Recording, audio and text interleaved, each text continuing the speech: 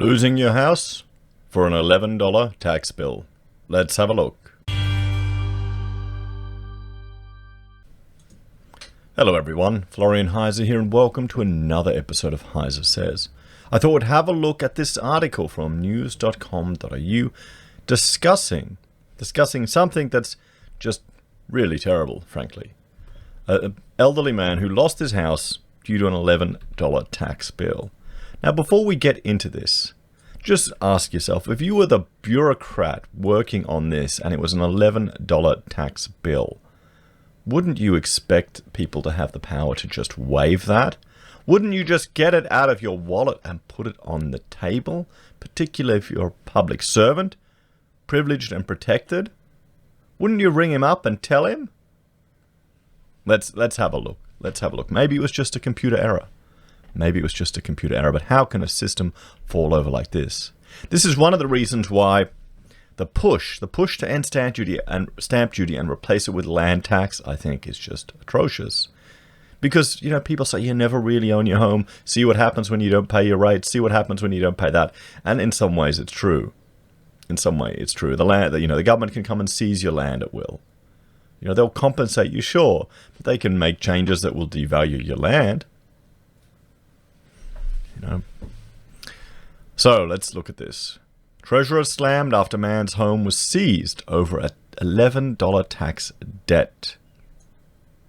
Yuri Raphael bought a lovely 3-bedroom home to help fund his retirement. Instead, it was sold from under him due to one tiny error.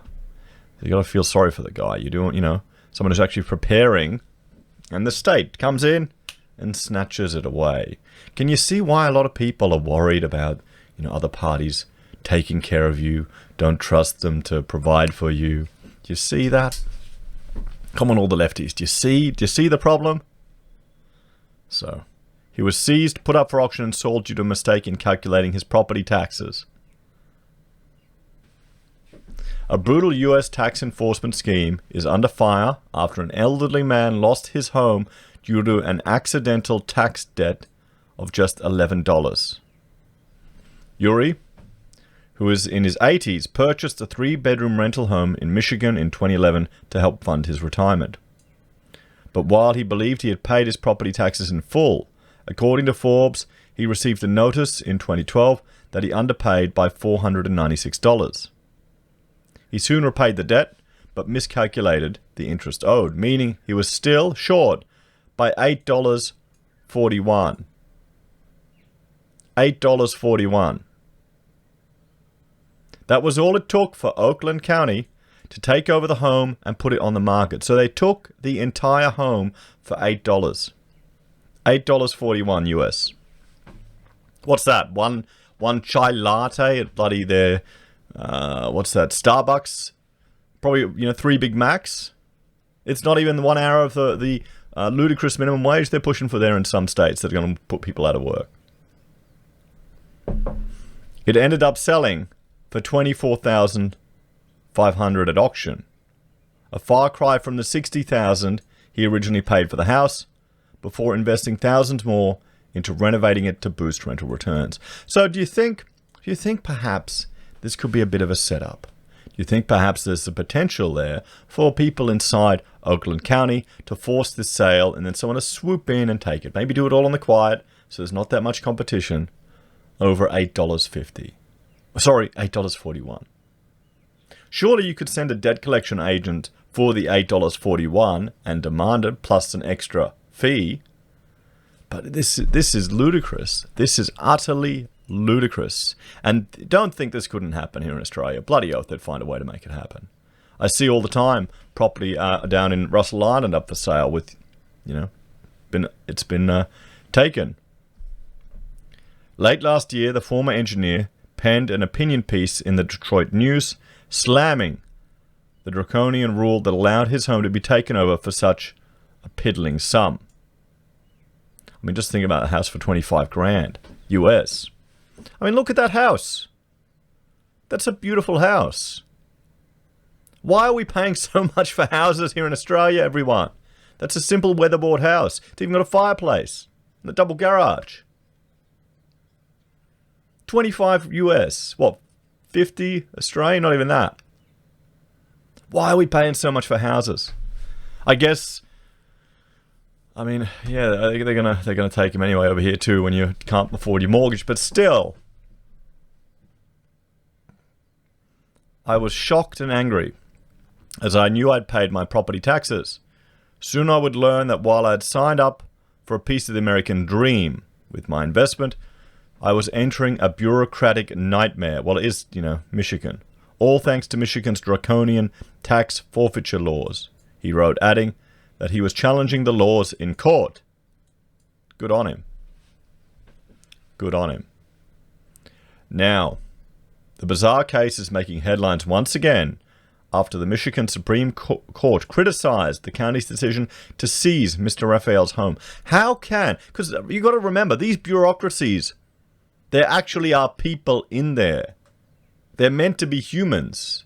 It's not like, Rick and Morty where he's shooting the bloody monsters and he's going, oh, they're not human or they're not people. And he's crying in pain. And he said, I thought you said they weren't people. And he goes, no, they're bureaucrats. I have no respect for them. Could you imagine there was a process that went through.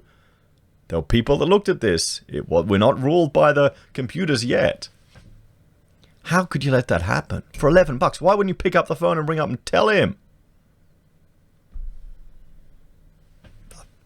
So that alone, that makes me question, is there dodgy dealings going on there? There'd have to be, wouldn't there?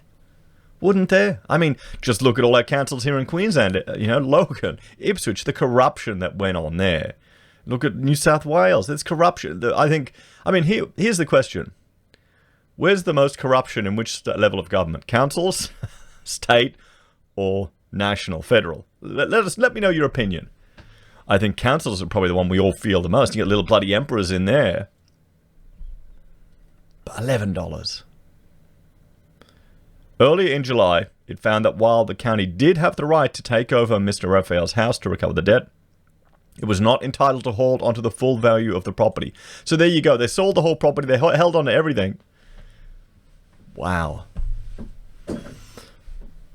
Authorities, and even the fact that they have the right to do it, there should be a mechanism. They should send a debt collector over them. Authorities are now concerned the case could lead to a deluge of similar legal cases as others in similar situations to Mr. Raphael potentially launch legal action in a bid to recoup their losses. Well, yes, they should. Unbelievable. Unbelievable. Oakland County Commissioners have also contacted Treasurer Andrew Meisner to inform him they were creating a new investigation committee to examine the forfeiture practice. It appears you take actions as treasurer to foreclose on an Oakland County retiree's property for $8.41 has exposed the county to serious risk, the letter reads, according to the Detroit News. Well, there you go. I mean, perhaps it's because... Wait a minute. Is Michigan... Let's have a look. Is Oakland County... Who runs it? What's political side of the fence do you think it is in the U.S. states? Oakland County...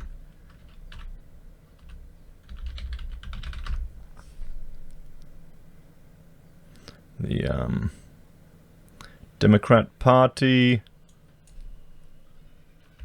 Hang on. Okay, which party?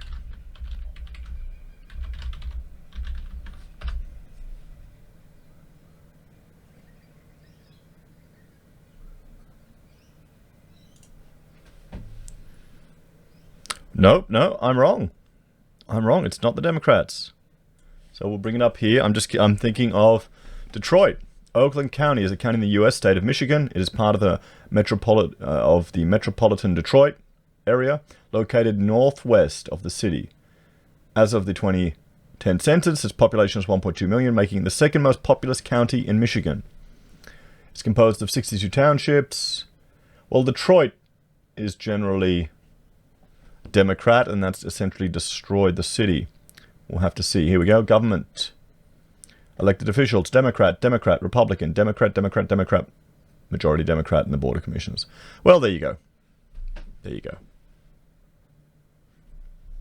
I can't say I'm surprised. it's greed and jealousy. That's what pushes the left side of politics, to be brutally honest. Look at him. Look at him. He's obviously a privileged class. He's had privilege his whole life, worked hard, bought a house. He deserves to have it taken off him. I'm sure that's what they were saying. Probably someone with purple hair and a gender studies degree took his $8.40 for his house. What do you reckon, everyone? Can you see this happening here in Australia? You're still a fan of land tax? Let me know in the comments below. Thanks for watching. Like, share, and subscribe to the channel. If you're a fan and want to support the content here, there are a few ways you can. You can join the channel on YouTube or Patreon. You can support us using our affiliate links at Amazon, eBay, Independent Reserve, or Kucoin. You can buy our merch from HeiseSays, use Gold Pass from the Perth Mint, or support us via PayPal. Take care, guys. I'll see you all next time.